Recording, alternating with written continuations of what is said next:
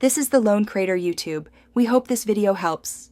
In this video, I will explain how to use Figma step by step. First, let's get you set up. Figma is a fantastic, collaborative design tool that runs right in your web browser, so there's no need to download anything. Simply create a free account, and you're ready to dive in. Take a moment to familiarize yourself with the clean interface, which includes your main design canvas and helpful side panels for properties and layers. Now, let's explore the fundamental building blocks of any design. Shapes.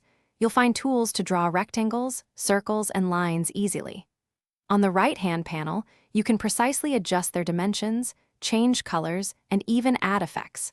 Don't hesitate to combine these basic shapes to create more intricate elements. Remember to group related objects to keep your canvas tidy and manageable as your design grows. Next, we'll bring your designs to life with text and images. The text tool allows you to add headings, paragraphs, and labels with ease. You can simply drag and drop images from your computer directly onto the Figma canvas. Once placed, resize and crop them to fit your layout precisely. Play around with various fonts, sizes, and alignments to achieve the perfect visual hierarchy for your project. Finally, let's talk about sharing your amazing work and exporting it. Figma truly shines with its real-time collaboration features.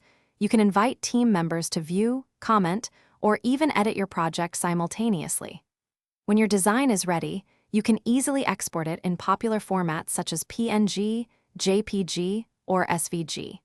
You even have the flexibility to export specific layers or entire frames, giving you complete control over your output. Thanks for watching.